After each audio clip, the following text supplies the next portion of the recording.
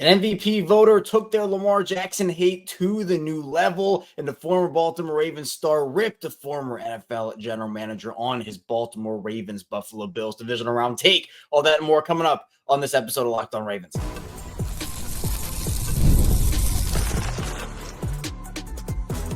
You are Locked On Ravens, your daily Baltimore Ravens podcast. Part of the Locked On Podcast Network, your team every day. Welcome into another edition of Locked On Ravens, your daily Baltimore Ravens podcast. I'm your host, Kevin Oestreicher of Ravens Wire, here with you on the Locked On Podcast Network, your team every day. Thank you so much for being here, making Locked On Ravens a part of your day and your first listen each and every single day. We're free and available for you on all podcasting platforms. That includes in video form on YouTube, where you can like and subscribe to the channel, and in audio form where you can follow along and subscribe wherever you get your podcast. 5 days a week plus more daily Ravens coverage over here, including bonus episodes like this on Divisional Round Eve, if you want to call it that. That's what I'm certainly calling it. And plus, we go live after every Ravens game, after every single piece of Ravens big news. So after the Ravens and Bills have their final whistle, of course, we going live over here on Locked On Ravens pretty immediately after the conclusion of the game. Today's bonus episode of Locked On Ravens is brought to you by PrizePicks. Go to PrizePicks.com/LockedOnNFL and use code all lowercase LockedOnNFL to win $50 instantly when you play $5. It's crazy that we're already here. This week seems like it has gone by so slowly, but it also feels like it's gone by in a blink. The Ravens and Bills will face off in the divisional round tomorrow at 6:30 p.m. Eastern time. Lamar Jackson, Josh Allen, John Harbaugh, Sean McDermott, so many different storylines in this game, which we'll certainly talk about as the show goes on here today. But in the first part of the show, we have to talk about this comment made from an MVP voter, that MVP voter being Emmanuel Acho, because it just seems like, again, Lamar is held to different standards than other quarterbacks and talked about like he is a lesser quarterback than he is. So we'll talk about kind of the two-sidedness of just media in general when it comes to Lamar in the first part of the show and what this take is. It's not going to be about the MVP. It's more so about the take on Lamar Jackson as it comes to this game against the Buffalo Bills. Then in the second part of the show, a former Ravens star ripped a former NFL general manager about that general manager's take on the Ravens and Bills divisional round matchup. So a lot to dive into, but let's start off with Emmanuel Acho's comments. And this actually, it's been a string of a couple of days of this. And to be fair, it's not only Acho who is saying this. I just think Acho has been the loudest about it. But essentially the clip that gained traction yesterday was Emmanuel Acho talking about what would a win in the divisional round mean for Lamar? And you would expect, you know what? Yeah, this is a big win for Lamar if it ends up happening that way. It's a really good team in Buffalo. You're going on the road, hostile environment, a chance to go back to the AFC Championship game. Like, there's a lot at stake here for Lamar, and a win would be really good for his legacy. Well, Emmanuel Acho does not feel that way, and he said Lamar winning this game would mean absolutely nothing. Lamar is so good. He's qualified for this level of critique. Lamar, if you win, congratulations, you're supposed to win. But if you lose, oh, we're going to crucify you. And he kind of made sure to give a little more context on his take and said it means nothing to qualify for a game we already expect you to be in. Again, the expectations are sky high for Lamar, right? They're sky high for a lot of different quarterbacks, but it's just the conversations that Lamar has put in with some of these other guys doesn't reflect that. It feels like the media has to pick a side with Lamar Jackson. Is he in the same conversation? Is Josh Allen, Joe Burrow, et cetera, et cetera? I think, in terms of quarterback play, Lamar's been the best quarterback in the league this year. But in terms of accolades, of course, Mahomes has 3 Super Bowls and yada, yada, yada. But are we going to say, is that going to be the narrative of, oh, Lamar Jackson is on the same level as those Josh Allen, Joe Burrows, et cetera? Or are we going to say that he's above them and then he'll have higher level for criticism, I guess is what I'm trying to say there. So there is so much that the media has to make up their minds about because they can't have it both ways. They cannot.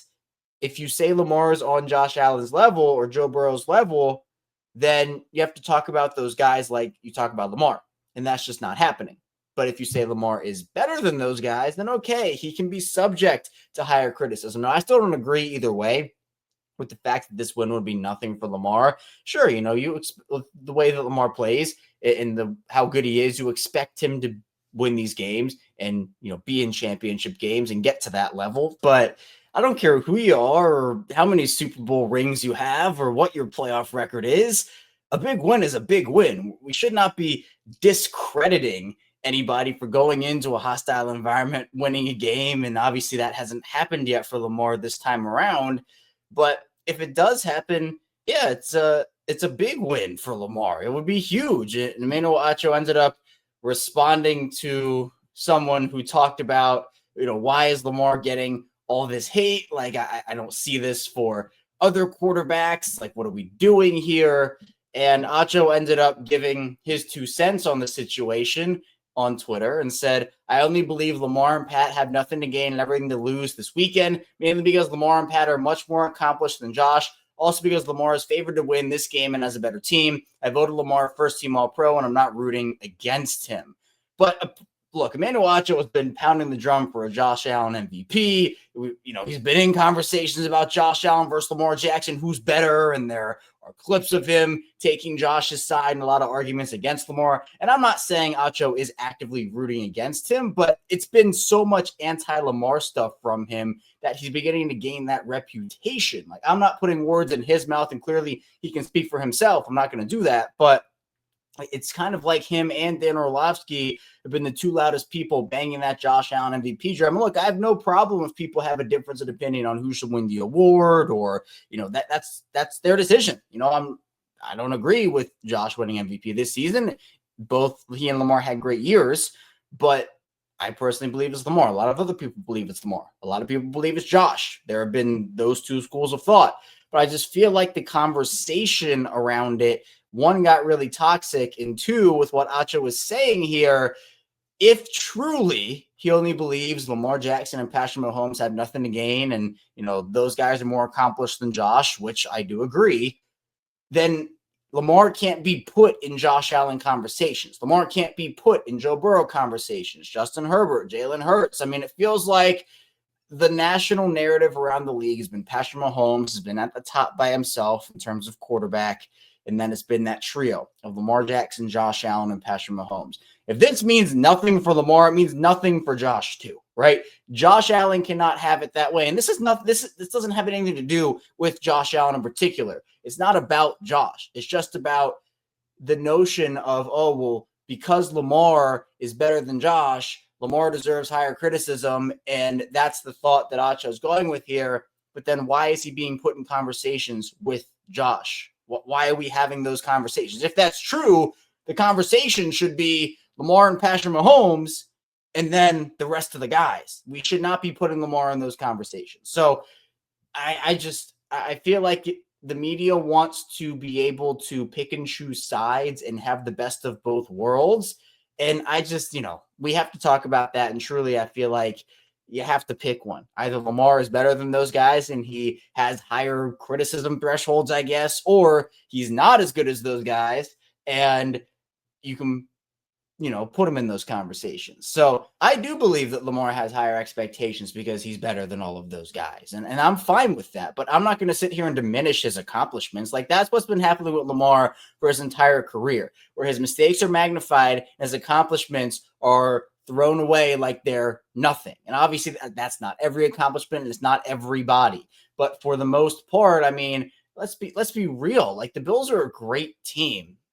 Buffalo's a hostile place to play. There are going to be a bunch of different factors in this game that determine who wins and who loses. It's going to be a tough game. And if Lamar wins it, we should be talking about it with praise. We should be saying, this was awesome. And especially if he performs well. Like, obviously it depends on how he plays, but like, the Ravens go in there and win, Lamar goes in there and wins.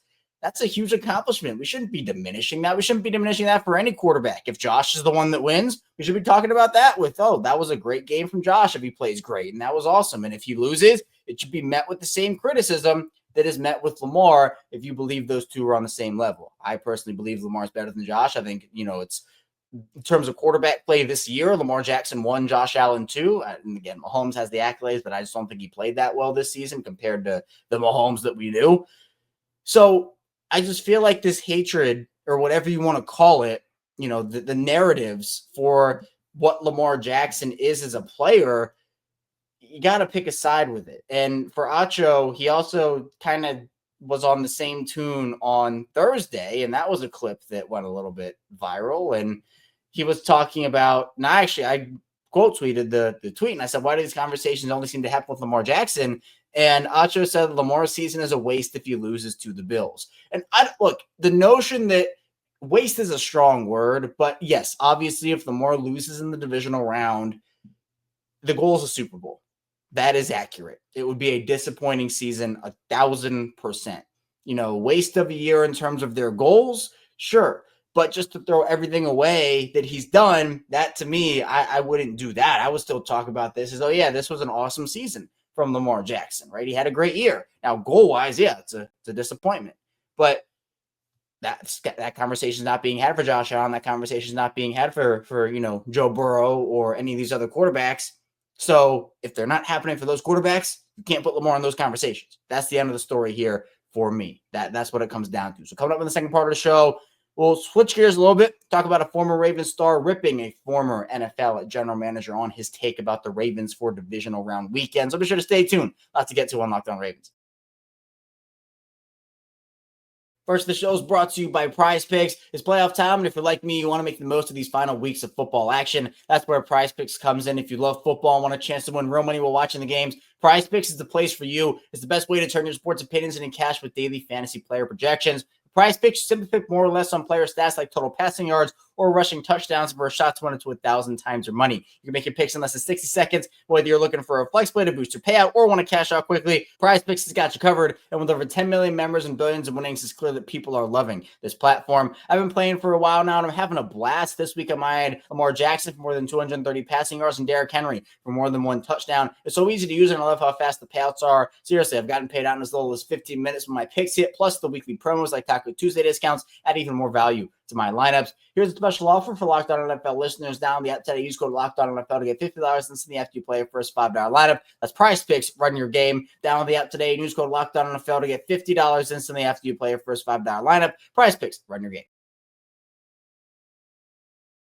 We're back. Our second segment, Locked On Ravens. Kevin Oestreicher still here with you on this bonus episode on Saturday, one day away from the Ravens facing off against the Buffalo Bills in the divisional round.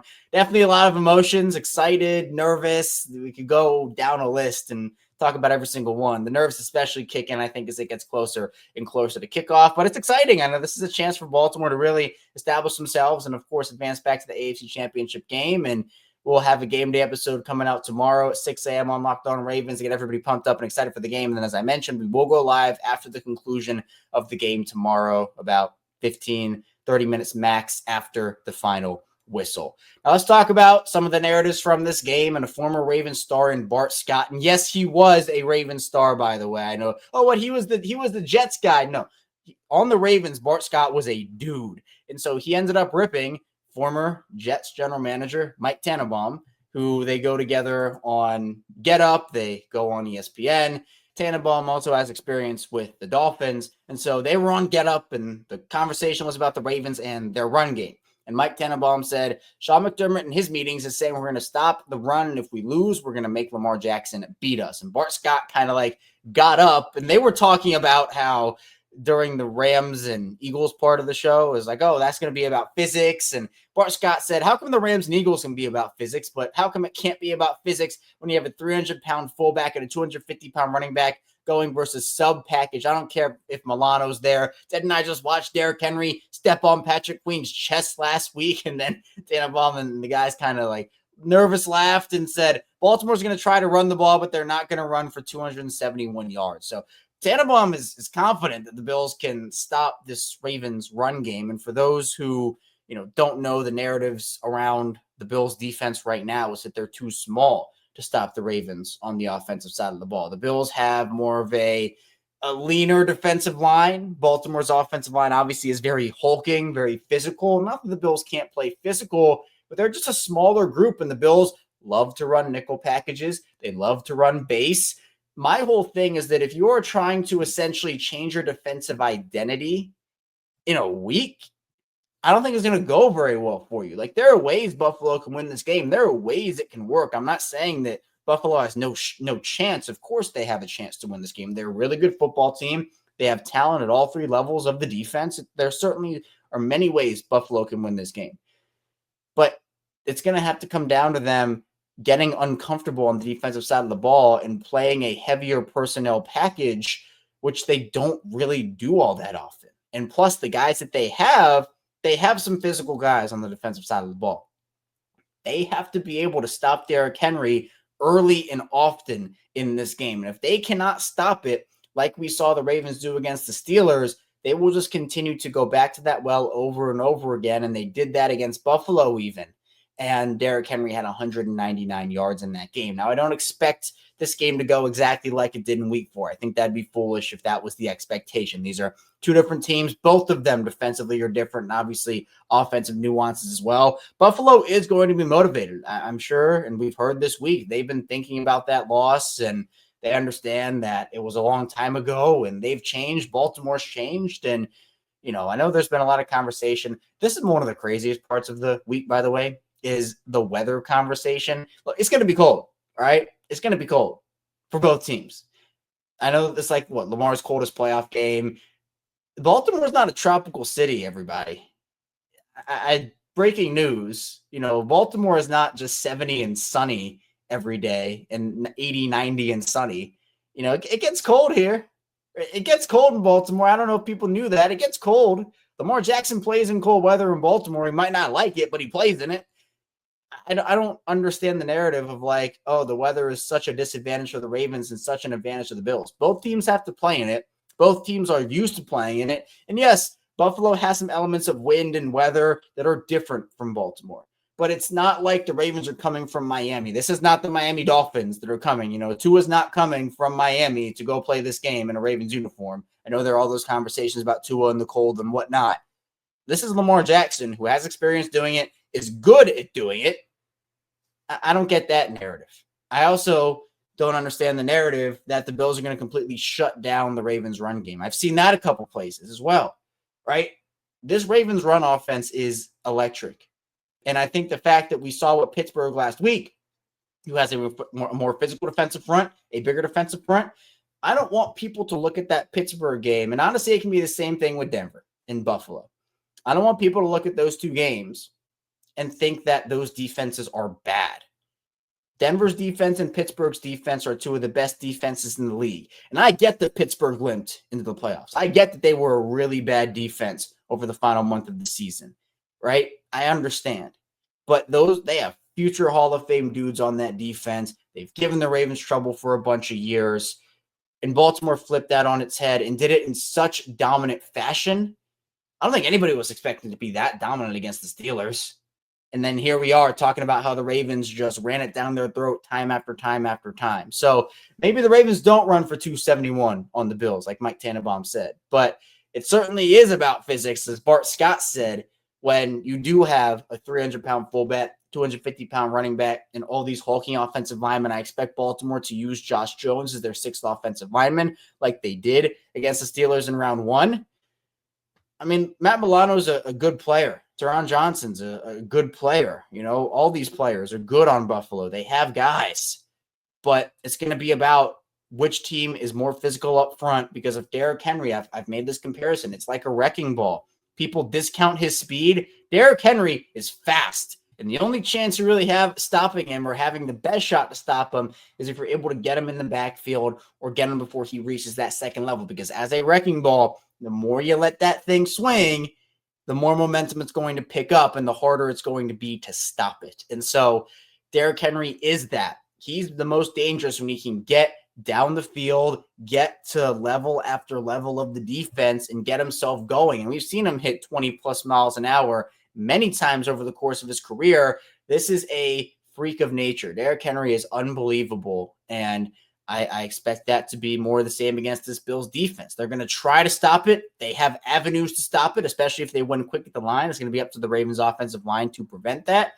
But I would say there's a better shot of it happening than not that Derrick Henry and the Ravens run game will dominate this Bills defense. But of course, that is not guaranteed. Coming up in the final part of the show, we'll talk about the latest storylines in Baltimore, Zay Flowers, and some of the other divisional round matchup things to dive into. So be sure to stay tuned. A lot to get to on Locked On Ravens. First, the show is brought to you by TurboTax. This is a message from sponsor Intuit TurboTax. Taxes was waiting and wondering and worrying if you were going to get any money back, and then waiting, wondering, and worrying some more. Now Taxes is matching with a TurboTax expert who can do your taxes as soon as today. An expert who gives your taxes their undivided attention as they work on your return, or you get real-time updates on their progress so you can focus on your day. An expert who will find you every deduction possible and file every form, every investment, everything with 100% accuracy. Also, you can get the most money back guaranteed. No waiting, no wondering, no worries. Now, this is Taxes. Get an expert now on TurboTax.com. Only available at TurboTax Live full service. Real-time updates only in iOS mobile app. See guarantee details at TurboTax.com/guarantees. Back here, our final segment on Locked On Ravens. Kevin Oestreicher here with you, talking before the Ravens and Bills face off in the divisional round. A lot of storylines in this game. Big one being Zay Flowers. Let's start there in terms of some general Ravens news, notes, and quotes. And if you're an everydayer, you know a thing or two about Ravens news, notes, and quotes. I had that segment. It was a staple on the early Locked On Ravens shows, which, by the way, if you're an audio form and you're an audio listener, you started off with me from the jump. Really appreciate you tuning in. If you're a video listener, started that up a couple years later, a video watcher, I guess, be sure to hit that like and subscribe button. I appreciate you as well. Both communities are absolutely incredible. Video form, we've been growing like crazy. Audio form, that growth has been incredible as well. I'll tell you, though, Zay Flowers is going to be an interesting decision here for game time for the Ravens. John Harbaugh obviously saying that he thinks he has a chance, but he's listed as doubtful for the contest. I think that Zay will not play. It's a big loss if that is the case, but we did see a video. The Ravens put out a video of Zay putting in some work on the practice field indoors. I think that he has a shot to play in the championship game if Baltimore makes it there. I feel like the Ravens have probably already made their decision on him. We know John Harbaugh and the Ravens, they love their competitive advantages. I feel like that might be what this is, where they are trying to almost gamesmanship Buffalo here with, oh, is he going to play? Is he not going to play? And then they might pull a surprise because Zay does not have to practice to play. They could have him out there on Sunday. I just don't know what that role would be. And as I've mentioned on the show, worst case scenario, you don't want this to be a thing where you rush him back from his injury and all of a sudden a 3 to 4 week injury becomes a 12-month injury. So these games are important, and it stinks that the injury happened when it did because, as I've talked about, this injury in week 4, week 11, week 7, whatever, early in the year, it's not a big deal at all. You know, he's back and he's fine.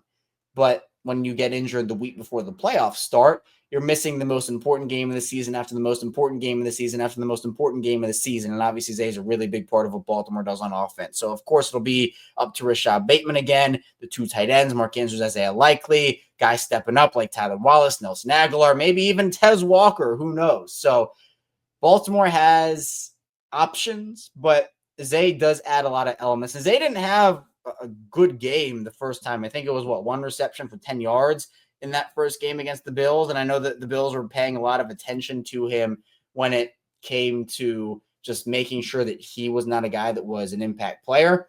And, you know, that's smart. Zay only had 1 reception for 10 yards. I was right. So he's a big impact player, and just his presence on the field alone makes a really big deal. But Zay being out does not mean the Ravens lose this game. Like we saw against Pittsburgh, if the Ravens can establish that run game early, it helps open up the entire passing game. I think it will be key. It's going to be whoever starts quicker, honestly, in my opinion. Now, that doesn't mean that either team can't come back. Both teams certainly have the offensive firepower to do so, and it's different than last week where I said that, oh, you know, if Baltimore gets out to that early lead against Pittsburgh, they don't have the offensive firepower over there. Buffalo certainly does. But I think the key here, and this is another storyline a lot of people are talking about, and I've mentioned it multiple times, it's the red zone. These are the 2 best red zone offenses in the NFL. The Ravens convert their red zone percentage, that's 74.2%. The Bills, on the other hand, they're not far behind at 71.6%. So these teams like to get in the red zone, and when they do, they like to convert. So you don't want to be exchanging 7s for 3s. You do not want to be exchanging touchdowns for field goals. That has done the Ravens in a couple of their recent playoff losses where they cannot find a way to get in the end zone. They have to settle for a Justin Tucker field goal, and it's a 1-possession game where you wonder about the points that Baltimore has left on the board at the final whistle. So Baltimore has to be able to get into the end zone, and the Bills are really good at doing that too. Obviously, they have the Josh Allen tush push and everything that they have it up their sleeve. But I think what really encourages me is about the offense. And of course, the defense, they've encouraged me for weeks now. I think we've seen massive improvement there. But it feels like Todd Monken is just beginning to open up the playbook. Like, I feel like he was holding some stuff back. And I feel like every coach does. But the stuff that he's holding back, when he's put it out there, it's been effective. And I think we saw that last week, the Derrick Henry wild card snap with Lamar motioning across the field and a couple of the other things we saw from Monken. I'd expect him to try to work the deep part of the field a little bit. I'd expect the Ravens to try to get the screen game going as well. That'll be something that's really big. So the Bills' defense will have to be on their toes. And then for Baltimore's defense, it's about winning quickly at the line. Buffalo's offensive line is very good, stopping James Cook, making them one-dimensional. And Roquan Smith said that. Roquan gets so much hate. We talked about this a couple of days ago. Roquan Smith gets so much hate when he's like, yeah, we got to stop them and make them one-dimensional and all this different stuff. And it's simple for us. That's the key. Like, he's not wrong. And Roquan, when he takes shots, right? I know a lot of people in Buffalo took it as shots when he said it against Kansas City. People in Kansas City took it as shots as well. In order to have the best shot at neutralizing an offense, you want to make them as one-dimensional as possible. That is a fact. Roquan says that. It is true. If you eliminate James Cook in that Bills running game, it will, one, force the Bills to get into a mode they don't want to get into, and two, it lessens a worry on your plate if you're the Baltimore defense. So that is a fact. That is real. I think that's going to be a really, really big key for Baltimore's defense. But, I mean, you look at some of Buffalo's stats, I think the big thing, one more offensive key for Baltimore, third down. Buffalo is a terrible third down defense. They're 29th in the league in third down percentage, giving up 43.8 third down conversions. The Ravens, on the other hand, they're the third best third down offense in the NFL. They're third with 48.2% of their conversions being successful. So this might come down to, and we know getting off the field on third down is really important. It might come down to just Baltimore being able to sustain those long drives. As we've talked about throughout the week here on this show, one of the best ways to neutralize Josh Allen is not let him get on the field, convert on third down, stall out those drives, and make sure that you're getting 13-play, 85, 9-minute drives that end in touchdown scores. These teams held the ball for 40-plus minutes, respectively, both of them against their wildcard opponents. I think whichever team does that, time of possession has kind of been devalued since Greg Roman left Baltimore here in with the Ravens, but I feel like in this game, it could be a very big key to who comes out on top. So a lot of storylines to dive into. Of course, we'll dive into more tomorrow on our game day pregame episode. So I appreciate everybody for tuning in to this episode of Locked On Ravens. On the way out, hit that like and subscribe button in video form and follow along in audio form for 5 days a week plus more of daily Ravens coverage. Coming up tomorrow, again, we'll be back with the pregame episode. That'll be 6 a.m. on game day. And of course, after the final whistle, we will be talking win or lose about the Ravens, hopefully advancing to the AFC Championship game or going home. So be sure to stay tuned for that, and I'll see you right back here tomorrow on Locked On Ravens.